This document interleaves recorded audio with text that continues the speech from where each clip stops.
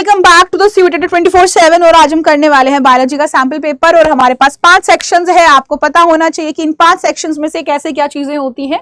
5 section है A B C D और ई। अगर ए सेक्शन की बात करते हो तो इसके अंदर 16 एमसीक्यू आते हैं। अगर बी सेक्शन की बात करते हो तो यहाँ पे आपके पास 5 क्वेश्चन आएंगे 2-2 मार्क्स के। सी क्वेश्चन में 7 क्वेश्चन आएंगे 3-3 मार्क्स के। डी के अंदर 2 केस बेस आएंगे 4-4 मार्क्स के और आखिरी सेक्शन जो है उसमें ई के अंदर 3 क्वेश्चन आएंगे 5-5 मार्क्स के। तो पहले शुरू कर लेते हैं with the very first question कि आपके पास सबसे पहले है remnant of nucellus are persistent during seed development in dash pea groundnut wheat and black pepper. तो आपको पता होगा कि जो रेमिनेंट होते हैं न्यूसेलस के उसको हम बोलते हैं पेरिस्पर्म।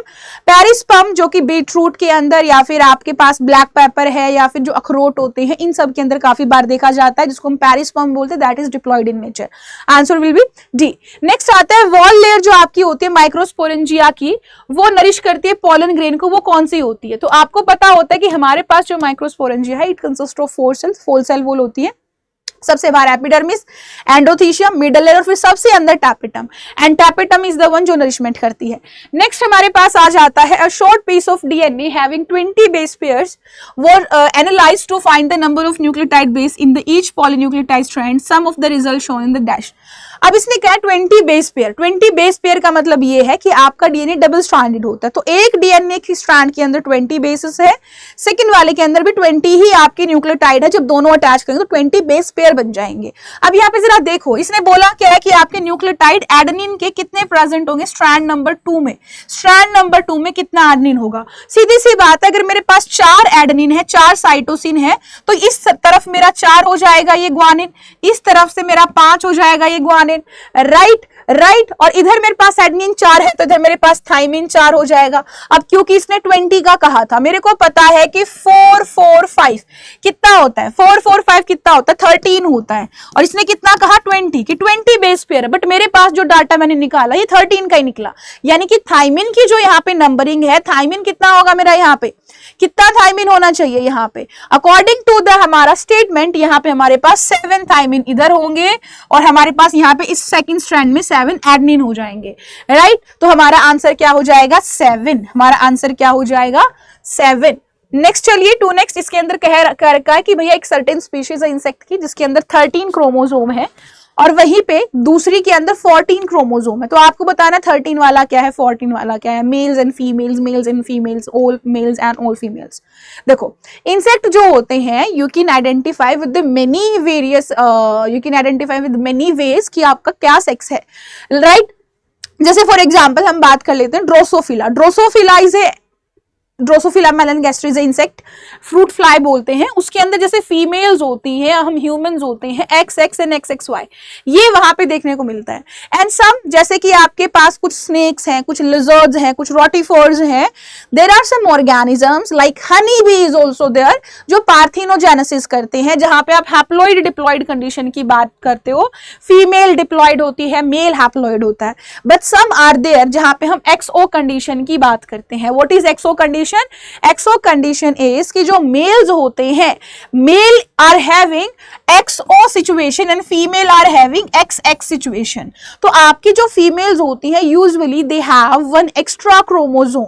राइट, तो 14 आपकी फीमेल है, 13 वाली आपकी मेल है। 13 मेल 14 फीमेल रिस्पेक्टिवली।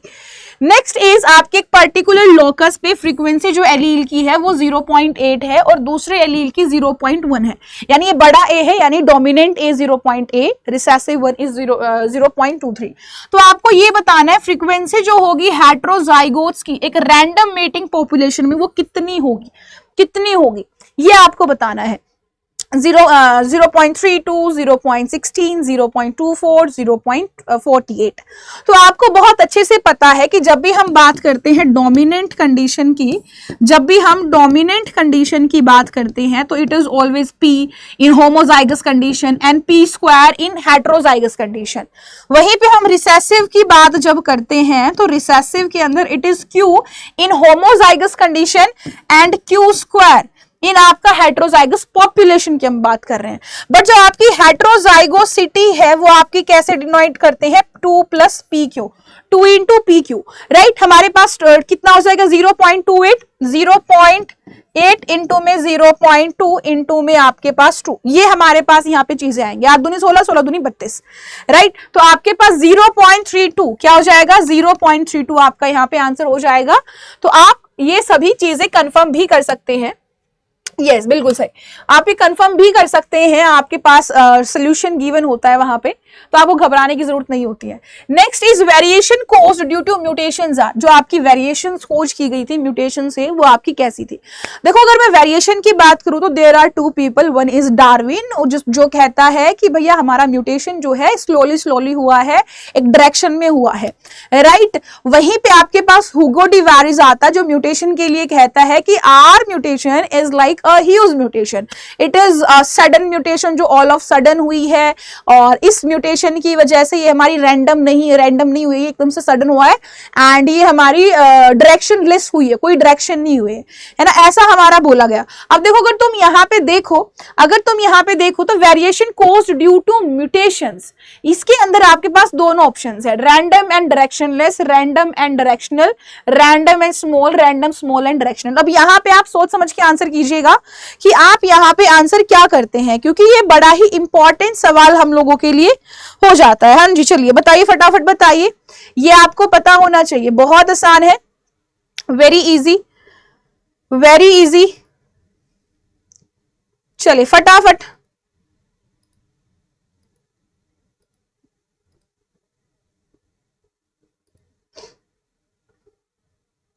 तो जैसा कि मैंने कहा कि आपके पास यहाँ पे डार्विन की कोई भी बात नहीं है, ये ह्यूगो डी वेरिस के लिए बोला गया, तो it is random and directional, directionless, it is random and directionless, तो A will be the correct answer. Next is what is the smallest part of a DNA molecule that can be changed by a point mutation, oligonucleotide, codon and gene and nucleotide, right. अच्छा, ये कह रहा है कि छोटा सा छोटा part जो डीएनए के अंदर म्यूटेशन कर सकता है, तो आपने देखा होगा कि some time it is like आपके पास बहुत सारे न्यूक्लियोटाइड गड़बड़ कर जाते हैं, पूरा जीन का जीन गड़बड़ कर जाता है, but some time there are point mutation. Example के लिए सिकल सेल एनीमिया आ जाता है, जहां पे सिर्फ एक न्यूक्लियोटाइड के चेंज होने से आपका एक अमीनो एसिड गड़बड़ में आ जाता है, उस अमीनो एसिड के गड़बड़ आ जाने से आपको पॉइंट म्यूटेशन होती है। So answer will B nucleotide, कि छोटे से छोटा न्यूक्लियोटाइड आपका होता है, वही आपकी बेसिक यूनिट भी आती है यहाँ पे। नेक्स्ट आपके पास यहाँ पे क्या आता है कि what should be the genotype of A indicated member, indicated member का आपका ये क्या होना चाहिए। अच्छा, जो बच्चा मेरे साथ पढ़ता है उसको पता होना चाहिए कि यहाँ पे ये चीज हम कर चुके हैं, it is very much clear, हमारे YouTube सेशन पे हमने करा था, अगर आपको ध्यान है, अगर आपको ये ध्यान है तो ये आपका एक ऑटोसोमल डिजीज है, राइट। ये आपका कैसा डिजीज है, this is a autosomal and recessive disease, this is a autosomal and recessive disease. Why autosomal, autosomal इसलिए क्योंकि लड़के को भी हो रही है, लड़की को भी हो रही है, और लड़के को भी हो रही है इधर से, और रिसेसिव क्यों है, क्योंकि यहाँ मेंबर्स यहाँ पे हमारे दिख रहे हैं, देखो यही तो स्पर्म जीन्स इधर आए होंगे इस लड़के में और इस लड़के में, वही फादर का वाई आया होगा इसमें, इसमें वही मदर का एक्स या फादर का एक्स आया होगा, तो डोमिनेंट तो नहीं है ना, डोमिनेंट तो नहीं है इधर ना। तो हमारे पास क्या है, ये हमारी सिचुएशन निकल के आती है, that is autosomal recessive condition, right. तो यहाँ पे आपके पास क्या होना चाहिए, इसका क्या होना चाहिए बताइए। देखो इनका होगा ए है ना, ये आपका ए आ जाएगा, ये ए हो गया होगा, दिस इज, चलो कोई भी जो भी हुआ होगा यहाँ पे,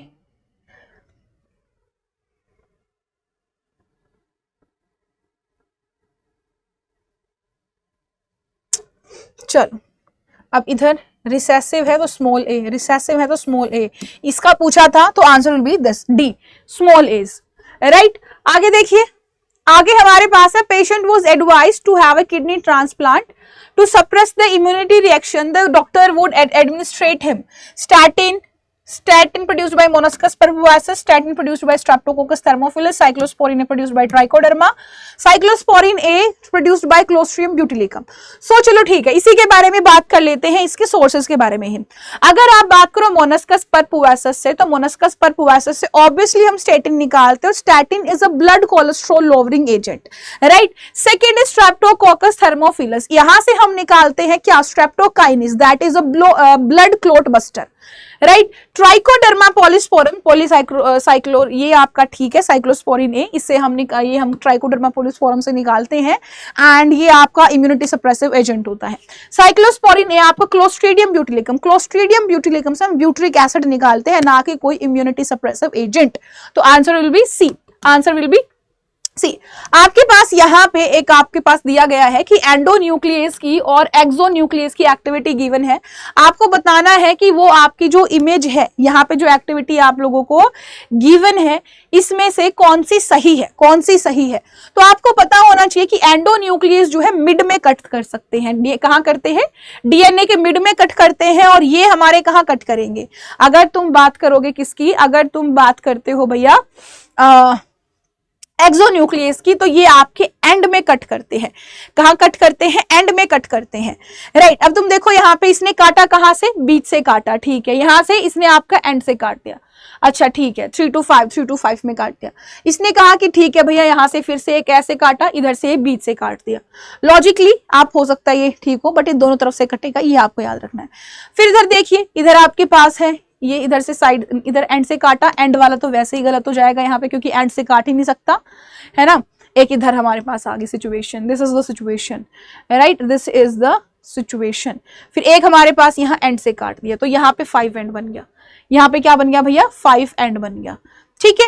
अब सोचने की बात है, यहाँ पे आप किसको आंसर सही करोगे, किसको सही करोगे? आप अगर सिचुएशन देखो नॉर्मली कटिंग वाइज अगर देखोगे तो cutting wise both are correct, right, cutting wise both are correct. But अगर आप यहाँ पे देखो, if you look at this position, तो आपको कुछ चीजें नजर आएंगी कि हमारे पास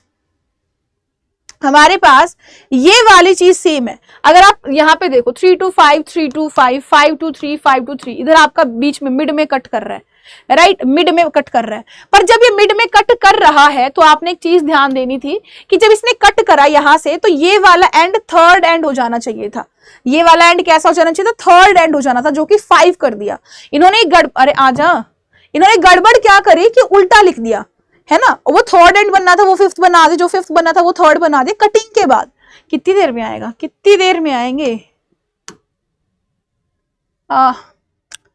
देखो, अगर ये काटा है तो ये आपका कैसा एंड हो जाना? ये 3 to 5 वाला हो जाना चाहिए था, जो कि यहाँ पे आपकी सिचुएशन में आपको नजर नहीं आ रहा है। तो answer will be D, right. आगे देखिए, आगे हमारे पास आता है कि भैया मेन ऑब्जेक्टिव जो है आपका पेस्ट रेजिस्टेंट जीएम बनाने का, जेनेटिक मॉडिफाइड प्लांट बनाने का मेन ऑब्जेक्टिव क्या है?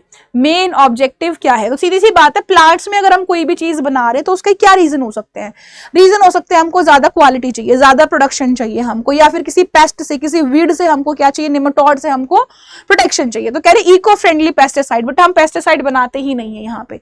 रिड्यूस पेस्टिसाइड एक्यूमुलेशन इन फूड चेन, तो ये भी हमारा कोई सीन नहीं है।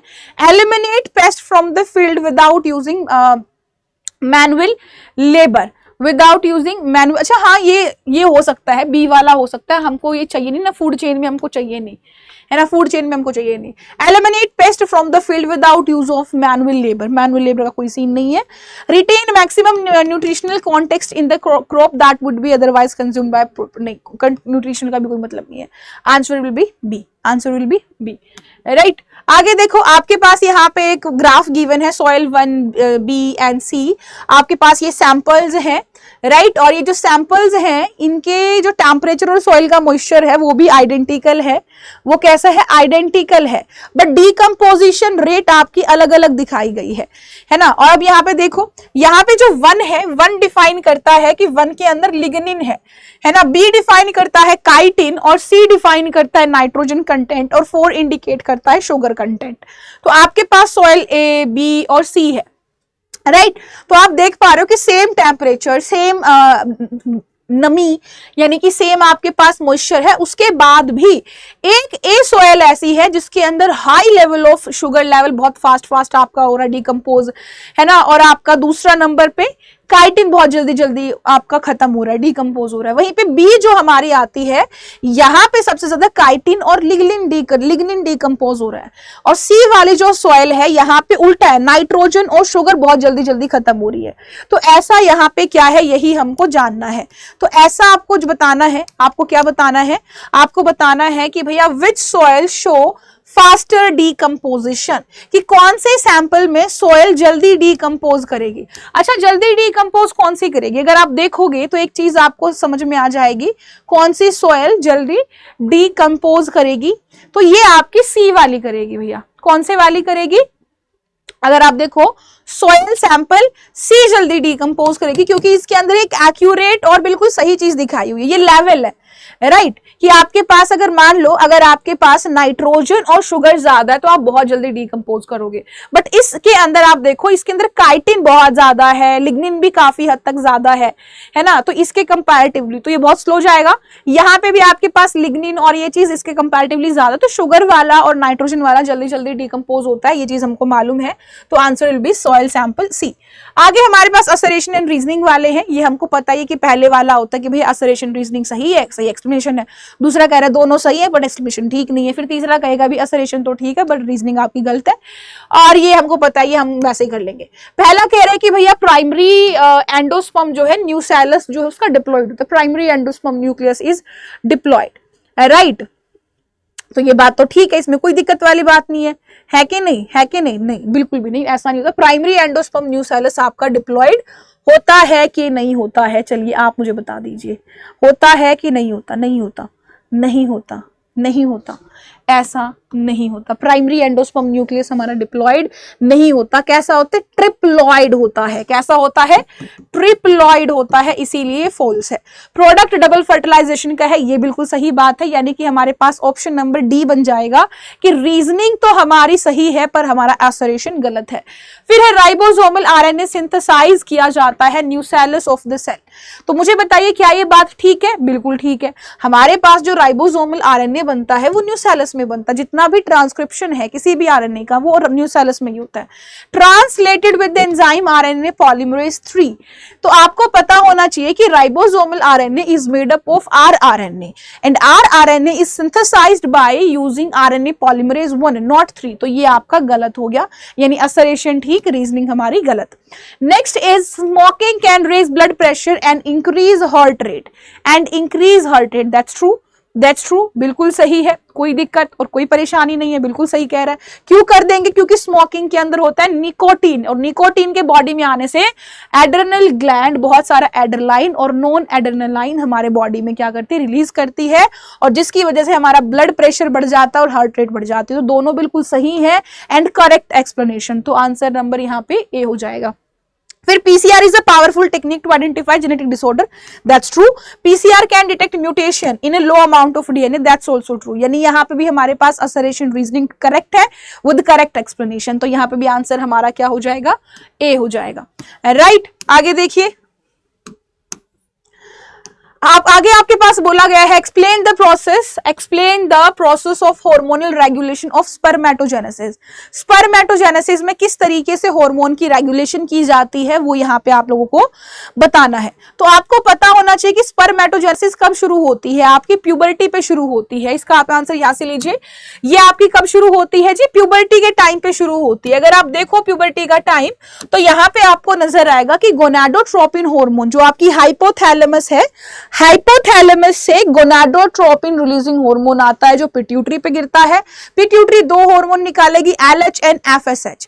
LH हार्मोन जो जाता है लीडिंग सेल्स के ऊपर गिरता है, लीडिंग सेल्स फॉर्म करता है क्या, लीडिंग सेल्स आपका फॉर्म करेगा वो फॉर्म करेगा androgen hormone, and androgen hormone गिरेगा आपके जर्म सेल्स पे and germ cells will start spermatogenesis, right. अब हमारा फॉलिकल सेल जो है FSH जो है वो गिरेगा कहां पे, सर्टोली सेल्स पे, जिससे आपका स्पर्मियोजेनेसिस सेपरेशन का प्रोसेस होगा, राइट। तो स्पर्मेटोजेनेसिस आपका प्यूबर्टी के टाइम पे शुरू होता है जब गोनाडोट्रोपिन रिलीजिंग हार्मोन आता है जो एक हाइपोथैलेमिक हार्मोन है।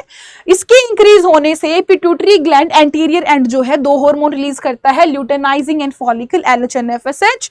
LH एक लीडिंग के ऊपर गिरेगा और आपका एंड्रोजन बनाएगा, एंड्रोजन आपका स्पर्मेटोजेनेसिस शुरू कर देगा।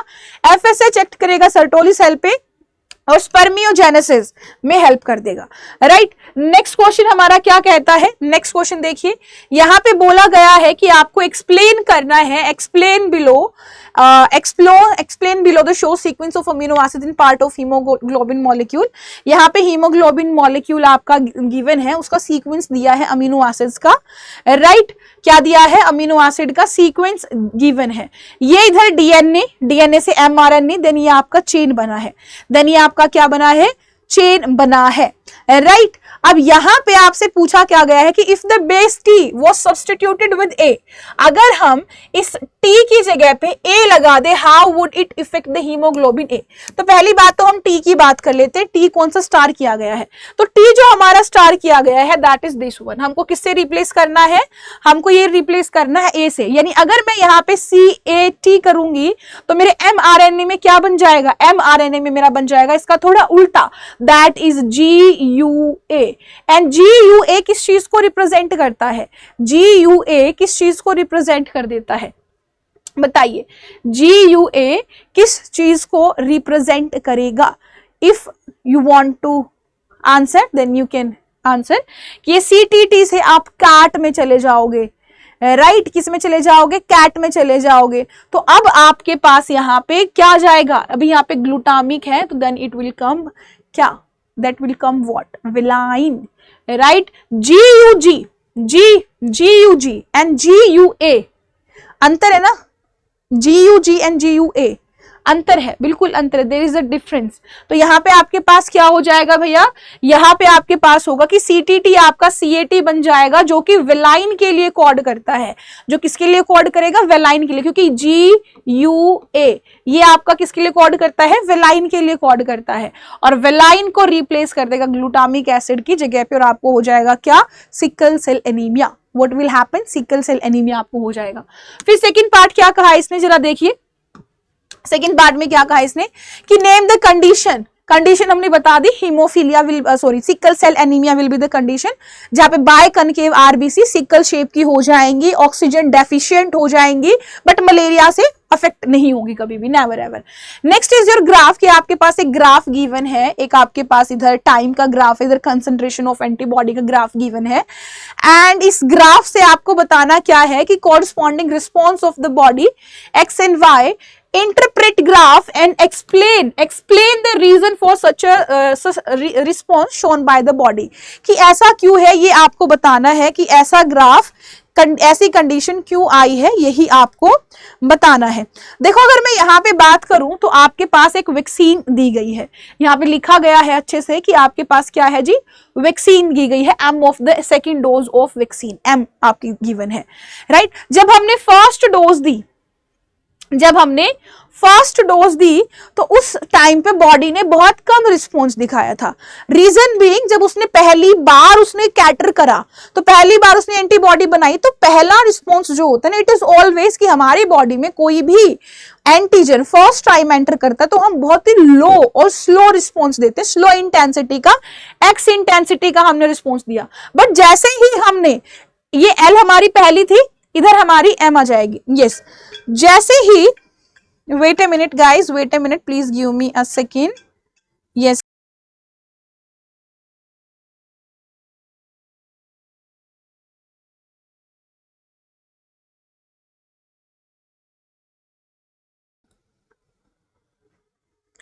yes everyone, चलिए, तो आपका क्या है कि भाई L जो है हमने पहली बार दी थी, वैक्सीन सेम है, L and M is the same but timing different है।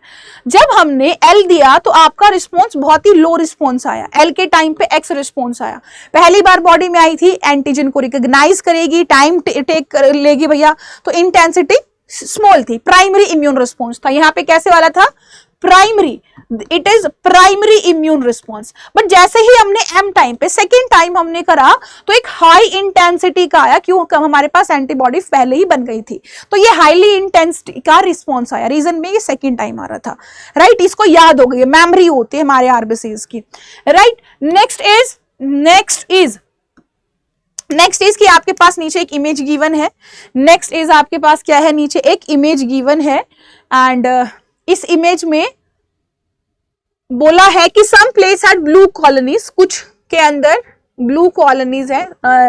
दोबारा पढ़ते हैं। The image below show the result of plating bacteria in chromogenic medium After incorporating gene of interest in plasmid, some plates had blue colonies, some plates had white colonies. A single bacterium extracted from the plate A2 and 3 is shown below.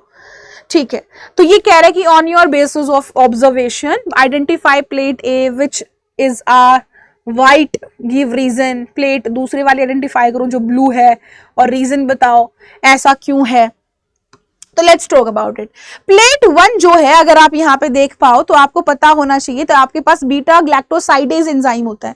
Beta galactosidase जिसको आप lack ऑपरेरॉन में पढ़ते हो, और वो enzyme जो है आपका क्या करेगा, लैक्टोज को डाइजेस्ट करता है, बट एज वेल एज वो हमारे ब्लू कलर के अंदर भी चेंज कर लेता है. तो हेयर इज पहले के अंदर आपके पास क्या आ गया है, आपका बीटा ग्लैक्टोसाइडेज आ गया है यहाँ पे, राइट. क्या आ गया है, बीटा ग्लैक्टोसाइडेज आ गया है. तो बीटा ग्लैक्टोसाइडेज की वजह से ब्लू कलर आ गया है. जीन ऑफ इंटरेस्ट जो हमारा है यहाँ पे बीटा ग्लैक्टोसाइडेज की जगह पे, ठीक है, ठीक है. तो जो बीटा ग्लैक्टोसाइडेज को बनाने वाला जीन होता है, उसके जगह पे जब हमने प्लाज्मिड डाला तो वहां पे हमारे पास कोई कलर नहीं आया, वहां पे हमारे पास कोई भी कलर नहीं आया, क्योंकि वहां पे इंसर्शन इनएक्टिवेशन हो जाता है ना कि भैया हमने वो जीन ही छीन लिया, फिर क्या काम चलेगा. तो यहाँ पे आपका प्लेट 1 क्या हो जाएगा, जो आपकी प्लेट 1 विच इज व्हाइट. क्यों व्हाइट है, वो इसलिए व्हाइट है क्योंकि जो बीटा ग्लैक्टोसाइडेज ब्लू कलर दे रहा था वो वाला जीन डिस्टर्ब हो गया due to insertion of the gene of interest. और जो ब्लू है वो इसीलिए क्योंकि वहां पे आपका जीन ऑफ इंटरेस्ट नहीं घुसा होगा, है ना. और आपकी प्लेट 3 जो है वो तो प्लाज्मिड है ही नहीं. वेल यहाँ पे दिख रहा है, we can see there is no plasmid, right. Plate 3 having no plasmid, no 0 0. आगे आपके पास एक बायोमास है. You are having a biomass of standing crop. Standing crop आपको पता होना चाहिए, standing crop is your biomass, it is your biomass. Biomass का आपके पास एक है, फाइटोप्लैंक्टन 4 किलोग्राम है ना, जू प्लैंक्टन्स 11 किलोग्राम है, consumed by fishes 25 and then large fishes 37. तो आपका इकोलॉजिकल पिरामिड कैसा बनेगा, तो ऑब्वियस सी बात, it is very much clear कि आपके पास जब भी एक्वेटिक कंडीशन आती है इन्वर्टेड बनता है. कैसा बनता है, इन्वर्टेड आपके पास यहाँ पे आएगा पिरामिड, क्योंकि हमारा जो फाइटोप्लैंक्टन्स है वो 4 किलो के, उनका बायोमास बहुत कम है, हालांकि नंबर बहुत ज्यादा है but biomass very little. And zooplankton थोड़ा इंक्रीज करता है, देन स्मॉल थोड़ा इंक्रीज, देन लार्ज थोड़ा इंक्रीज. तो आपको एक इन्वर्टेड बायोमास आपका यहाँ पे देखने को मिलता है. नेक्स्ट इज कि आपको बताना है कि इधर आपके पास एक इंफॉर्मेशन दी गई है कि आपके पास टॉप कार्निवर्स हैं, उसके पास नेट 50 है, रेस्पिरेशन 35 हो गया, कार्निवोर्स हैं 420 है एंड रेस्पिरेशन 378 हो गया, हर्बीवोर 4490 है, रेस्पिरेशन इतना हो गया. रेस्पिरेशन मतलब कि इतना यूज कर रहे हैं ये. प्रोड्यूसर्स है 45,000 है और इतना रेस्पिरेशन हो गया. तो आपको बताना है calculate the gross primary productivity, कि आपकी ग्रॉस प्राइमरी प्रोडक्टिविटी कितनी थी. तो हमको एक चीज पता है कि GPP minus is equal to GPP minus R is equal to NPP. तो अगर मुझे जीपीपी निकालना है तो मैं क्या करूंगी, एनपीपी प्लस आर लगा दूंगी, यानी मैं इन दोनों को प्लस कर दूंगी, क्योंकि ग्रोस तो मेरी इधर से ही आएगी. ग्रोस जो आपके प्लांट्स बनाते हैं, ग्रोस जो आपके क्या बनाते हैं, प्लांट्स इंक बनाते हैं, प्लांट फोटोसिंथेसिस करके जो बनाएंगे, that will be called your gross primary productivity. तो अगर मैं इनको जब कैलकुलेट करूंगी तो there will be answer that is 83,367. अगर मैं इनको प्लस करूंगी, you can calculate, I am damn sure, मैंने अभी पहली बार देखा है ये, मैंने सैंपल पेपर देखा भी नहीं था एक्चुअली कि भाई कैसा आया है. मैं क्लास लेके फटाफट से आई हूँ, बट इतना मेरा मैथ ठीक है, वैसे तो बहुत वीक है मेरा मैथ, बट हाँ इतना तो स्ट्रॉन्ग है कि मैं छोटी मोटी कैलकुलेशंस तो कर ही सकती हूँ, I can calculate that much, right. तो आपका क्या आ जाएगा 85,367 समथिंग लाइक दिस, ऐसा कुछ हमारा आंसर निकल के आएगा, राइट. सेकेंड है कि एनालाइज करना है ट्रेंड नेट प्राइमरी प्रोडक्टिविटी का from producers to top and give a reason for observation, कि जो एनपीपी है नेट प्राइमरी प्रोडक्शन है उसका क्या ट्रेंड है. तो आप देख रहे हो कि एनर्जी जैसे जैसे हम ऊपर जाते हैं रिड्यूस हो रही है, पहले ज्यादा थी, फिर और कम हुई, फिर कम हुई, फिर बिल्कुल कम हुई. तो ये तो एनर्जी का फ्लो है, एनर्जी यूनिडायरेक्शन चाहते, जैसे जैसे ऊपर जाएंगे कम होती जाएगी. 10% लिंडमैन लॉ चलता है हमारा, राइट. तो ये तो हमारा कैसा है भैया, जैसे जैसे ऊपर वैसे वैसे हम कम, नो इशू. सेक्शन सी आपके पास यहाँ पे गिवन है एक इमेज, जहां पे बोला गया है कि एक फिगर जिसके अंदर आपके पास 3 स्पर्म्स है 1 2 3 ABC, एंड इसमें से कौन से स्पर्म पहले एंट्री करेगा, विच वन ऑफ द 3, कौन सा एंट्री करेगा. तो आपको पता होना चाहिए कौन एंट्री करता है, कौन एंट्री करता है? अगर आप देखो तो ए वाला जो है अभी जोना पेलुसिडा के कांटेक्ट में है, बी कोरोना रेडिएटा के कांटेक्ट में है और सी वाला तो हवा में ही है। तो कौन ज्यादा अंदर तक पेनिट्रेट करके चला गया है? ए वाला। जो स्पर्म ए है ये आपका ज्यादा अंदर तक पेनिट्रेट करके जा चुका है, तो सबसे पहले यही पहुंचेगा। तो आंसर विल बी ए, कि सबसे पहले कौन सा पहुंचेगा आपका? सबसे पहले ए पहुंचेगा। फिर कह रहे describe the associated changes P to Q, P से लेके क्यू तक पेरीविटलाइन स्पेस तक क्या क्या चेंजेस होते हैं उनके बारे में बताओ। देखो हमारे पास जो फिगर है यहाँ पे स्पर्म ए कांटेक्ट में आता है जोना पेलुसिडा के, और उसके बाद ये आपका चार्ज कुछ चेंजेस करेगा मेम्ब्रेन में, जिससे ये स्पर्म बाकी स्पर्म्स की एंट्री को ब्लॉक कर देगा। बी और सी नहीं हो पाएंगे वहां पे, सिर्फ और सिर्फ एक ही स्पर्म उसको फर्टिलाइज कर पाएगा, राइट। एक्रोसोम्स गिरेंगे, दीवार टूटेगी, साइटोप्लाज्म के अंदर इसका न्यूक्लियस जाएगा, फ्यूज करेगा, राइट। और सेकंड मियोटिक डिवीजन होगी, वो इनइक्वल होगी, आपकी पोलर बॉडी बनेगी सेकंड वाली और हैप्लोइड ओवम बनेगा, right. It is very much clear, इसके अंदर कुछ ऐसा है नहीं। Next is explain the phase in embryonic development from morula stage till the establishment of pregnancy in a human female। तो एम्ब्रियोनिक डेवलपमेंट आपकी मोरुला से कैसे होती है? आपकी बहुत easy, very easy. I am thinking थोड़ा जल्दी जल्दी हो जाए, that will be a relief. यहाँ एक्सप्लेन तो मैं आपको कर दूंगी। लुक एट दिस, ये आपके पास एक एनसीईआरटी का डायग्राम भी गिवन है यहाँ पे, जहाँ पे बोला गया है कि जो हमारा मोरुला होता है it is up to 8 to 16 blastomeres का जो होता है वो मोरुला होता है। अब मोरुला डिवाइड करेगा और ब्लास्टोसिस्ट में कन्वर्ट हो जाएगा। इट इज व्हाट, यहाँ पे ब्लास्टोसिस्ट में कन्वर्ट होके आ जाएगा। एंड ब्लास्टोसिस्ट जो है अपने चारों तरफ एक लेयर बना लेती है, दैट इज कॉल्ड ट्रोफोब्लास्ट। और ट्रोफोब्लास्ट बनने के बाद आपके पास जो वहां पे इनर सेल मास है, इनर सेल मास बन जाएगा, कैविटी बन जाती है ट्रोफोब्लास्ट के अंदर। ट्रोफोब्लास्ट के अंदर थोड़ी कैविटी फॉर्म होती है, तो अंदर के जितने भी सेल्स है वो एक तरफ अलाइंड हो जाते हैं और बीच में आ जाती है cavity, that is called blastocoel, right. And finally हमारा इनर सेल मास की तरफ से ट्रोफोब्लास्ट अटैच कर जाएगा, फिम्ब्रियाई विम्ब्रियाई बनेंगे आपके यूट्राइन इंटीग्रेशन से, एंड प्लेसेंटा बन जाएगी आपकी, प्लेसेंटा बन जाएगी, इंटरचेंज होगा, इम्प्लांटेशन एंड प्रेगनेंसी को लीड करेगा, that's done, right. Next is, हाँ उसके बाद वो कह रहे हैं कि भैया आपके पास यही है बस, ठीक है। कह रहे हैं कि एक प्रेग्नेंट ह्यूमन फीमेल है जिसको बोला गया है कि प्लीज आप एमटीपी कराओ, undergo MTP and diagnose that foetus she was carrying had developed from a zygote from having 45 chromosome, ठीक है। कौन सी कंडीशन ये है और कैसे ये आपकी आई है? तो जब इस महिला के अंदर के महिला के पास जो बच्चा है वो कितने का है? 45 क्रोमोसोम है। 45 क्रोमोसोम यानी कि टर्नर सिंड्रोम। टर्नर सिंड्रोम 45 होता है, एक्स होगा, लड़की होगी गारंटेड, राइट। सेकेंड है कि उसको एमटीपी जो एडवाइस की गई है, क्यों एडवाइस दी गई है?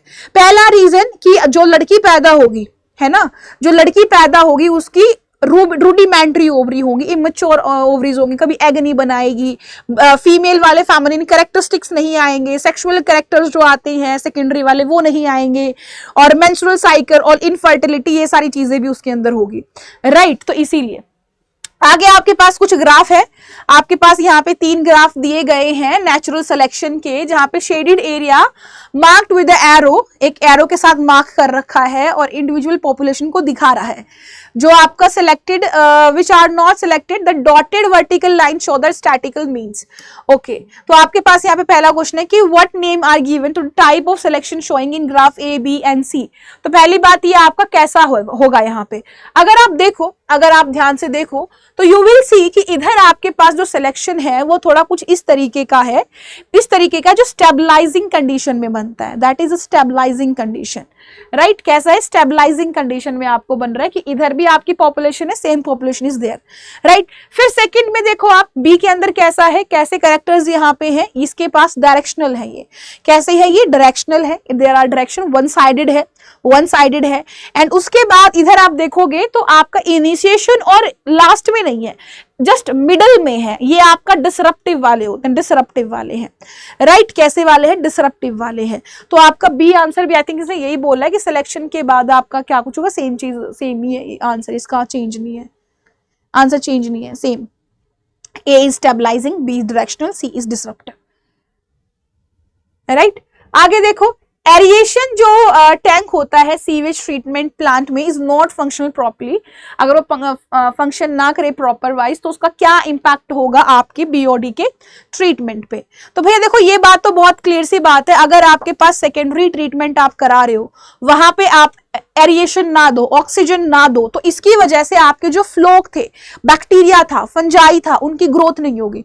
अगर उनकी ग्रोथ नहीं होगी अच्छे से तो वो ऑर्गेनिक मैटर नहीं खाएंगे, ऑर्गेनिक मैटर नहीं खाएंगे, बीओडी हमारी नहीं कम होगी, है ना। मतलब बीओडी ऑक्सीजन तो लेंगे दे ही नहीं रहे ना, तो बीओडी कम हुई नहीं, ऑक्सीजन बीओडी कम नहीं हुई तो मतलब ऑर्गेनिक मैटर भी कम नहीं हुआ, यानी अभी भी हाई बीओडी मतलब हाई पोल्यूटेड बॉडी, हमारा ऑर्गेनिक मैटर नहीं क्लीन हुआ, नहीं मैटर हमारा हुआ, साफ पानी नहीं हुआ अभी हमारा, बहुत it's been very long time कि हमारा भैया पानी अभी तक खराब ही है, right.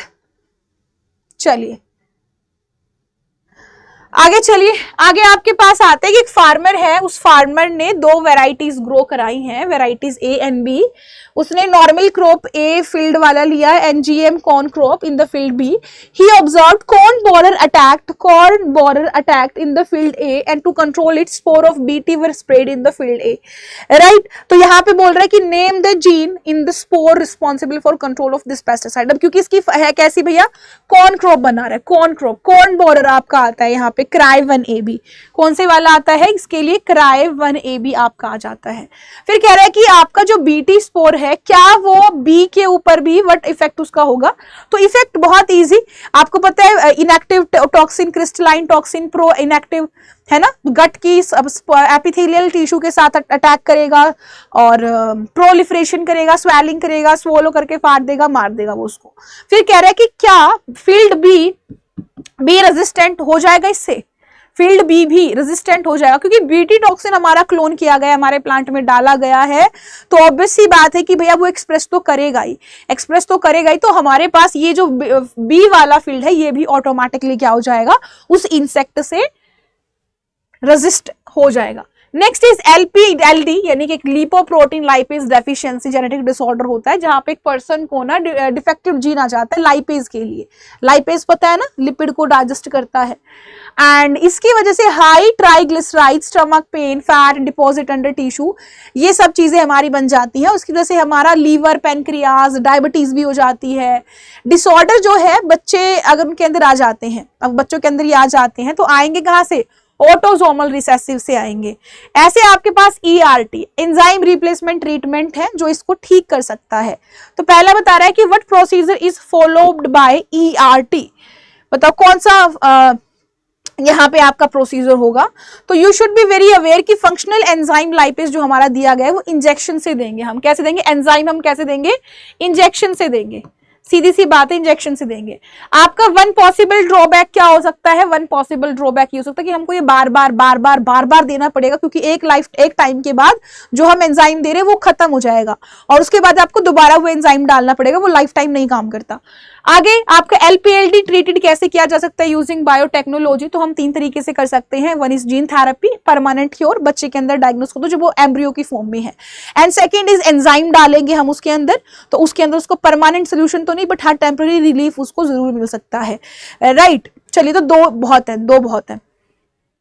Give 3 reasons why prokaryote are not given in any figure for their diversity for the ecologist, कि भैया आपकी प्रोकैरियोट्स की डाइवर्सिटी के बारे में क्यों नहीं बात की गई है ना। तो पहली बात तो ये कि अगर आप प्रोकैरियोट्स के बारे में देखोगे तो ये इतने गंदे माइक्रोब्स भी होते हैं जो बहुत जहरीले होते हैं, राइट, बहुत जहरीले होते हैं और इनको कैसे करना है, कैसे इनके बारे इन्फेक्ट के बारे में जानना है, बहुत सारे ऐसे विद एक्सेप्शन जो हैं जिसके बारे में हमको पता ही नहीं है, हमको हमारे पास टेक्नोलॉजी भी नहीं है उनको पढ़ने के लिए, जानने के लिए, उनकी हम ग्रो नहीं करा सकते, है ना, और हम लैबोरेटरी में ग्रो नहीं करा सकते। कुछ तो ऐसे भी हैं, है ना, कुछ तो ऐसे भी हैं। और अगर आप देखोगे देयर आर सम ऑर्गेनिजम्स जिसका DNA मॉलिक्यूल कॉन्स्टेंटली चेंज होता रहता है, फॉर एग्जांपल वायरसेस, राइट। अब देखो वो उनका रेंज अलग है, हवा में कैसे तरीके से काम कर रहे हैं, पानी में कैसे काम कर रहे हैं, तो वो फंक्शनल भी अलग अलग है। तो it will take too much time and too much technology, तो इसीलिए हम इनको नहीं कर पाते हैं। अच्छा हाँ देखो, मैं तुमको बस बता रही हूँ, अगर तुमको लिखा हुआ चाहिए ना तो वो इधर सोल्यूशन है आपके पास, आप साइट पे जाओगे cbseacademic.nic पे आपको मिल जाएगा। सेक्शन D इज हेयर जहां पे आपके पास एक गिवन है स्ट्रक्चर PUC का, PUC 18 जो सिमिलर है टू PB322, एंड इस फंक्शन डिफर करता है रेस्ट्रिक्शन साइट में और नंबर ऑफ ओराई में। तो number of ori for PBR is approximate 20। ठीक है, कह रहा है कि भैया जो ओराई है पीबीआर 322 के लिए अप्रोक्सीमेटली कितनी है, 20 है। तो आपको बताना है how PUC18 and PBR 322 used in biotechnology studies। कैसे हम यूज कर सकते हैं, कैसे हम यूज कर सकते हैं। देखो ये क्या है, प्लाज्मिड। अगर आप PBR 322 की बात कर लो, PUC18 की बात कर लो, तो both are plasmids and both are vectors. तो इनके अंदर हम जीन ऑफ इंटरेस्ट डाल सकते हैं, जीन ऑफ इंटरेस्ट डाल सकते हैं, उनको वेक्टर बना सकते हैं, होस्ट के अंदर डालने के लिए हेल्प करेंगे। दैट्स इट, यही था। और कह रहा है कि इंपैक्ट क्या होगा, what will be the impact, impact क्या होगा इसका, what will be the impact if Orai get damaged। अगर ओराई डैमेज हो जाए तो क्या इम्पैक्ट होगा, ये आपका यहां पे बोला गया है। So let's see this. आपके पास लेग Z है जो, इफ यू सी, अगर ये इधर देखो, लेग Z का जीन है, उसके पास मैनी रिकॉग्नाइजेशन साइट्स हैं एंड स्टडी करना है सेगमेंट का, given below and answer the questions. ये आपका सेगमेंट है। अगर applying your knowledge palindromic sequence identify and mark the possible region where the restriction enzyme X will act, कि भाई आपको वो रीजन बताना है कि कहां पे वो काम करेगा, कहां पे वो काम करेगा, where it will work, where it will work, है ना। वहां पे कहां पे वो पैलेंड्रोमिक सीक्वेंस उसका बन पा रहा है, कहां पे उसका पैलेंड्रोमिक सीक्वेंस बन पा रहा है, उसके बारे में हमको बताना है, राइट उसके बारे में हमको बताना है। तो आप बताइए कहां पे हो जाएगा भैया, कहां पे हो जाएगा। देखो यहां देखो, AAGCTT, AAGCTC, ये हो जाएगा, ये हो जाएगा, ठीक है। या फिर ये भी हो सकता है ATC, यहाँ पे ATG है, C नहीं है, चलो ठीक है, क्या हो गया, ये वाला रीजन। नेक्स्ट क्या है, which one of the following two would you like to prefer for biotech study and justify reason being, है ना। देखो आपके पास PUC18 जो है, इसके पास हायर कोपायरेट्स है, इसके पास ज्यादा आपकी चीजें हैं, सिलेक्टेबल मार्कर्स ज्यादा है, रिकॉग्नाइजेशन साइट्स ज्यादा है, तो आपका PUC18 will be the best one to use, right. चलिए अभी आपका आता है 30th question. There is your 30th question. 30th question की अगर मैं बात करूं तो 30th क्वेश्चन क्या कह रहा है, एक मिनट, चलिए 30th क्वेश्चन क्या कह रहा है कि आपके पास एक ग्राफ है, एक मिनट पढ़िए इसको प्लीज, एक बार पढ़िए इसको। चलिए बताइए भाई 30th का आंसर क्या होगा, जल्दी से फटाफट से बता देंगे सभी बच्चे कि 30th का आंसर क्या होगा। जो हमने पढ़ा ही नहीं ना अभी, तो आई एम सो सॉरी, मैं बाल टाई करने लग गई थी। चलिए देखो 30th में हमारा क्या होना है, उससे पहले एक बार मैं इसको हटा देती हूँ, एक मिनट दीजिए मुझे। ठीक है, कह रहे कि भैया ऑब्जर्व द ग्राफ, आपको एक ग्राफ दिया है जिसमें क्या है कि इसको ऑब्जर्व करना है, जिसके अंदर इंटरस्पेसिफिक रिलेशंस आपके बताए गए हैं and two species of Parasmia competing with the same resources in a culture medium, Parasia cautum and Orilla। कह रहे कि एक तरफ तो ये ओरिला है, ओरिला और हमारा जो कॉटम है, ये दोनों ही कॉम्पीट कर रही है for the same source, right. Same source के लिए आपका क्या कर रही है, कंपीट कर रही है। It was found that each species grow in number according to the logistic equation, और दोनों ही जो है वो आपकी लॉजिस्टिक इक्वेशन, यानी आपको ध्यान है dN/dt is equal to RN bracket में K माइनस N बाई में K, वो वाली इक्वेशन में ये रहते हैं, नेचुरल रिसोर्स में रहते हैं, रिसोर्सेज लिमिटेड है ना। तो आपको बताना है कि कौन सी स्पीशीज सुपीरियर है, आपको बताना है कौन सी स्पीशीज आपकी सुपीरियर है। दूसरा बताना है कि आपका प्रिंसिपल जो है वो कौन सा, साइंटिस्ट बताना है यहाँ पे। फिर मैकेनिज्म कि ये दोनों एक साथ कैसे रह सकती है, कैसे कोएग्जिस्ट कर सकती है, जरा उसके बारे में बात कर लेते हैं, ठीक है। चलिए बताइए फटाफट से, यहाँ पे आंसर आपका क्या हो जाने वाला है, काफी इजी हमारा आंसर है यहाँ पे। चलिए फटाफट से बता दीजिए, फटाफट से।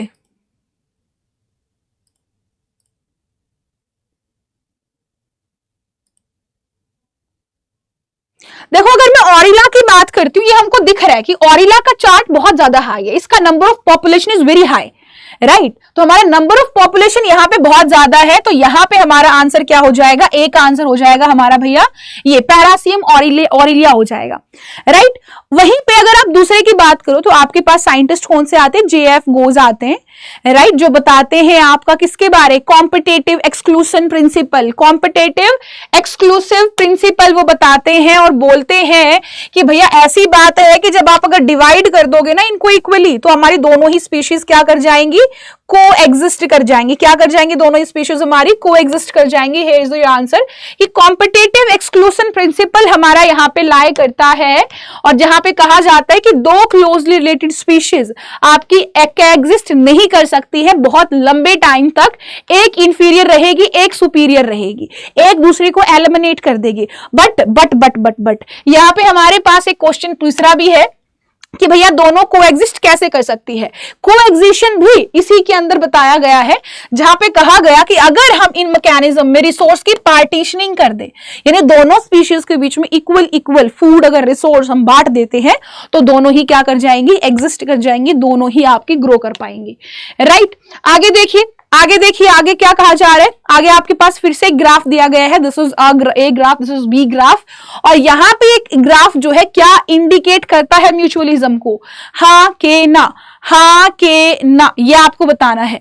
बताइए, एक ये ए है, ये आपका बी है, ए बी, ठीक है। कौन सा ग्राफ आपका इंडिकेट करता है म्यूचुअलिज्म का? देखो म्यूचुअलिज्म का एक रूल होता है कि जब आप बढ़ते हो तो दूसरा भी आपके साथ बढ़ेगा, जब आप बढ़ोगे तो दूसरा भी आपके साथ बढ़ेगा, यही तो म्यूचुअलिज्म है, दोनों ही बढ़ेंगे। तो दोनों ही आपके एक साथ बढ़ रहे हैं, दिस इज योर म्यूचुअलिज्म। अब देखो टाइम के साथ ये तो स्टेबल है पर ये बढ़ गई, तो ये तो आपका एग्जाम्पल किसका है, कमेंसलिज्म का, कि एक ऐसे ही एक बढ़ रहा है, तो B is the example of commensalism. A is the example of but बेटा, A is the example of आपका, yes A is the example of mutualism. Right आगे देखिए, आगे आपके पास सेक्शन ई है जहां पे कहा गया है कि आपको यहाँ पे केस स्टडी कुछ गिवन है, किड्स के बारे में बताया है, इनको एग्जामिन करना है, इनके गैमीट्स अभी these couples are not ready for adoption और taking gametes from the donor after thoroughly examining the case which assisted reproductive technology which you suggest to those couples. यानी आपके इधर कपल 1 है, इनकी रिपोर्ट्स हैं, अब आपको बताना है कि इन टेस्ट रिपोर्ट्स में क्या पाया गया है ना, मेल के लिए क्या है, फीमेल के लिए क्या है, और आप इसके लिए क्या सजेस्ट करोगे। तो पहला आपका है कपल 1 जो कहता है कि भैया test reports of female partner में नॉर्मल रिपोर्ट्स हैं, परंतु normal sperm in testis, missing connection in epididymis and vasa differentia. तो आप क्या कहोगे इनको, कपल नंबर 1 में क्या हम कर सकते हैं? तो हम यहाँ पे क्या कर सकते हैं, देखो सीधी सी बात, हम नेचुरल कंसीविंग तो नहीं करा सकते। कपल नंबर 1 जो है यहाँ पे मिसिंग कनेक्शन है ना, मिसिंग कनेक्शन है, तो हम यहाँ पे क्या कर सकते हैं, हम सीमन तो नहीं नेचुरली भेज सकते है ना ही हम इकट्ठा कर सकते हैं, हालांकि हम कर सकते हैं इनविट्रो कर सकते हैं उनको दोबारा से कनेक्शन बना के, राइट। सीमन हमारा स्पर्म्स का होगा ही नहीं यहाँ पे, विदाउट स्पर्म्स होंगे, है ना।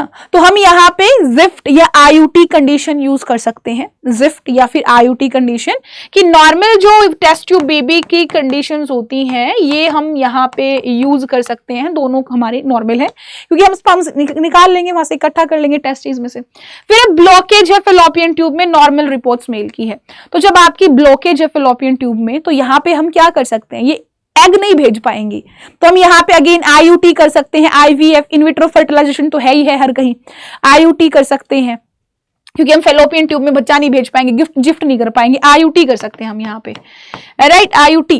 फिर हमारे पास आता है कि नॉर्मल रिपोर्ट्स फीमेल की पुअर स्पर्म पैरामीटर, तो हम यहाँ पे क्या कर सकते हैं, ध्यान है, intracytoplasmic sperm injection, ICSI intracytoplasmic sperm injection, right. Low ovary reserve normal reports, तो यहाँ पे हम क्या कर सकते हैं, जब आपके पास इधर ऐसी कोई चीज नहीं है कि आपके पास बहुत कम एग है, बहुत ही कम एग है, तो हम उस कम एग को ही इकट्ठा करेंगे, अगेन IVF सेम चली जाएंगी, ठीक है ठीक है।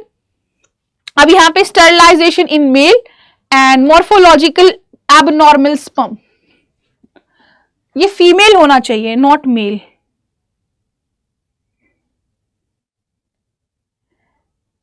यस, चलिए तो ऐसे कंडीशन में हम क्या कर सकते हैं, जब स्टरलाइज है, मॉर्फोलॉजिकल एबनॉर्मल स्पर्म है, तो हम ये कर सकते हैं, अडॉप्ट कर लो भैया, इसमें कोई हम तकनीक यूज नहीं कर सकते, है ना। चलो नेक्स्ट आगे, ओ शिट, ये क्या गिर गया, बच गया भाई। आगे आपके पास है कि आपको बताना है कि इंट्रासेप्टिव डिवाइस आप कौन सा यूज कर सकते हैं, मोड ऑफ एक्शन क्या है, ये आपको बताना है। देखो ब्लॉकिंग करनी है एंट्री ऑफ स्पर्म, आपको ब्लॉक करनी है सिर्फ उनकी एंट्री, तो आप बहुत सारी चीजें यूज कर सकते हो। नेम द कॉन्ट्रासेप्टिव डिवाइस, आप कॉन्डोम इस्तेमाल कर सकते हो, डायफ्राम इस्तेमाल कर सकते हो, सर्वाइकल कैप इस्तेमाल कर सकते हो, है ना, दोनों चीज आप इस्तेमाल कर सकते हो। थ्रू सर्विक्स, सर्विक्स में हमको एंट्री नहीं होने देनी है, हम यहाँ पे क्या यूज कर सकते हैं, हम यहाँ पे बैरियर्स यूज कर सकते हैं, बैरियर, कोई भी बैरियर लिख देना, कोई भी, हमारा कॉन्डोम हो गया, राइट, कॉन्डोम हो गया, या फिर आप बोल सकते हो कि भैया मैम कॉन्डोम नहीं तो फिर डायफ्राम हो गया, डायफ्राम नहीं तो फिर वॉल्ट कैप हो गया, ये सब हम यूज कर सकते हैं, कवर कर सकते हैं सर्विक्स को। ये वाले गिवन है, ये वाले हमारे पास है, राइट। इधर स्पेसिंग बिटवीन चिल्ड्रन, स्पेस चाहिए, तो हमको पता है हम कॉपर टी यूज कर सकते हैं, कोई भी कॉपर टी, कॉपर आपकी हार्मोन वाली, या फिर आप यूज कर सकते हैं आयन वाली, कॉपर वाली आपकी आईयूडी क्या करेगी, फैगोसाइट को बढ़ा देगी, है ना, स्पर्म मोटिलिटी फर्टिलिटी कम कर देगी, हार्मोन वाली यूट्रस को अनसूटेबल बना देगी इम्प्लांटेशन के लिए। इफेक्टिव इमरजेंसी कॉन्ट्रासेप्टिव चाहिए तो आप पिल्स ले सकते हो, राइट, पिल्स ले सकते हो, पिल्स जिसके अंदर प्रोजेस्टेरोन और एस्ट्रोजन इक्वल अमाउंट में हो, है ना, ये आपके ओव्यूलेशन नहीं होने देगी, इम्प्लांटेशन नहीं होने देगी, आपकी क्वालिटी चेंज कर देगी। सर्वाइकल म्यूकस की, हमारा जो सर्विक्स होता है वहां पे जो आपकी म्यूकस होता है उसकी क्वालिटी ही चेंज कर देगी, क्या कर देगी, क्वालिटी ही चेंज कर देंगे, राइट। आगे हमारे पास और क्या गिवन है कि भैया टर्मिनल मेथड तो एक ही है, that is tubectomy vasectomy, right, tubectomy vasectomy, tubectomy females में, उसकी वेसेक्टोमी मेल्स में ब्लॉक कर देगी गैमीट्स का ट्रांसपोर्टेशन, है ना, स्टरलाइजेशन, वेसेक्टोमी ब्लॉक कर देगा स्पर्म ट्रांसफर, उसको ट्रांसपोर्ट को। चलिए आगे देखिए, आगे आपके पास क्या गिवन है कि आपके पास यहाँ पे एक स्ट्रिच गिवन है डीएनए का, जो दिखा रहा है कि कॉर्डिंग स्ट्रैंड है, ये है ना, ये कॉर्डिंग स्ट्रैंड है। तो आपको बताना है कि ये जो टेम्पलेट स्ट्रैंड क्या हो जाएगा, एमआरएनए स्ट्रैंड क्या हो जाएगा, वो आपको बताना। देखो आपको एक चीज याद रखना, ये अगर आपका कोडिंग स्ट्रैंड है ना, तो आपके पास जो यहाँ पे टेम्पलेट स्ट्रैंड होगा वो इसका अपोजिट होगा, अपोजिट पोलैरिटी का होता है। Template strand it is always 3 to 5, always 3 to 5 हमारा होगा इसका अपोजिट, थाइमिन, एडनिन, ऐसे साइटोसिन करके। बट एमआरएनए होगा वो बिल्कुल डिट्टो इसी के जैसा 5 to 3 पोलैरिटी वाला होगा। बट जहां पे थाइमिन है वहां पे बस यूरेसिल पटक दो। ये जो 5 to 3 स्ट्रैंड है ना, कोडिंग स्ट्रैंड, बस यहाँ पे थाइमिन हटाओ, यूरेसिल रख दो, डिट्टो एमआरएनए बनेगा। अपोजिट कर देंगे तो आपके पास क्या बन जाएगा जी, अपोजिट अगर हम कर दे रहे हैं, अपोजिट अगर हम कर देंगे तो हमारे पास यहाँ पे बन जाएगा क्या, डीएनए। तो ये हमारा देखो यहाँ पे इसने कर दिया 3 to 5 पोलैरिटी पे कर दिया टेम्पलेट, TAC TGGG ये करके आपका, और ये आपका एमआरएनए बना दिया इन्होंने, ठीक है। फिर इन्होंने क्या कहा है भैया, लेट्स सी, फिर इन्होंने कहा है कि अगर GUA of the transcribed mRNA is an intron, despite the sequence involved in the formation of mRNA, the mature processed hnRNA strand in a bacterium in human। देखो अगर मैं यहाँ पे बात करती हूँ आपकी बैक्टीरियम में, तो आपके पास यहाँ पे इसने किसके बारे में बोला है कि हमारे पास यहाँ पे GUA है, GUA के बारे में बोला है कि GUA जो हमारा ट्रांसक्राइब होता है वो एज अ इंट्रॉन ट्रांसक्राइब होता है। तो आपका सीक्वेंस क्या होगा HN से बनने में, है ना, GUA की बात करा है इसने। तो जहां पे भी GUA है हम उसको हटा देंगे, ऑब्वियस सी बात है, जहां पे भी GUA होगा तो उसको हम हटा देंगे ना, उसमें प्रॉब्लम एक ही बात नहीं है हमारे पास। तो बैक्टीरिया के अंदर देखो ACC ये हट जाएगा यहां से, है ना, इसको हम हटा देंगे, UUU CCC, बताओ इसमें क्या प्रॉब्लम की बात है, कोई प्रॉब्लम की बात नहीं है, इंट्रोन्स हमारे हैं यहाँ पे। ह्यूमंस में इधर GPP कर दोगे, इस तरफ तुम पॉलीएडेनिलाइट कर दोगे, क्योंकि इधर तो आपकी स्प्लाइसिंग होती ही नहीं है, इंट्रोन विंट्रोन का कोई चक्कर ही नहीं है बैक्टीरिया का, है ना। Bacteria monocistronic, no splicing, but इधर हम स्प्लाइसिंग कर देंगे, सॉर्टेड। अगर इंट्रोन है तो हटा देंगे ना, यहाँ पे इंट्रोन होता ही नहीं है, राइट। आगे देखो आपके पास क्या बोला गया है कि आपके पास भैया ट्रांसलेशन करने पे कितने अमीनो एसिड्स आएंगे पॉलीपेप्टाइड के, बताओ। तो आपके पास आएंगे 9। 9 कैसे आएंगे? 1 2 3 4 5 6 7 8 9। 9 अब इसका तो नहीं आएगा ना, 1 2 3 4 5 6 7 8 9।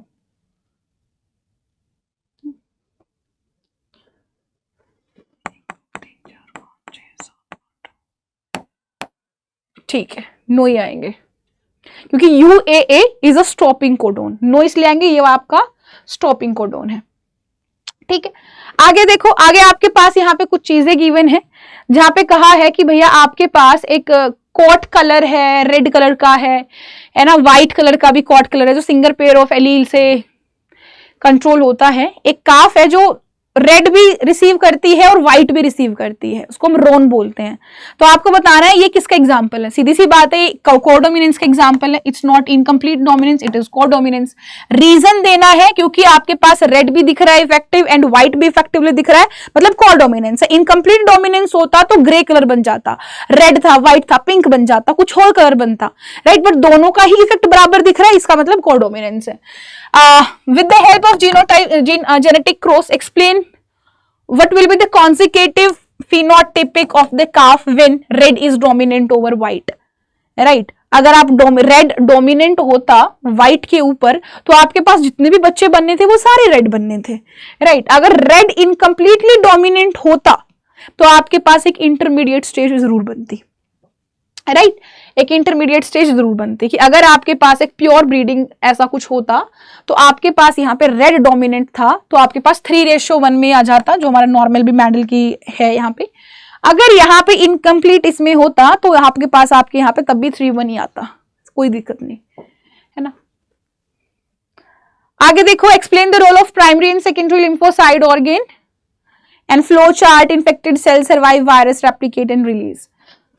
अब देखो यहां पे अगर आप बात करो किसकी, आप लिम्फोइड ऑर्गन की बात करो तो लिम्फोइड ऑर्गन वो ऑर्गन होते हैं जहां पे आपकी एंटीबॉडीज होती है, लिम्फोसाइट WBCs होते हैं, वो मैच्योर करती है।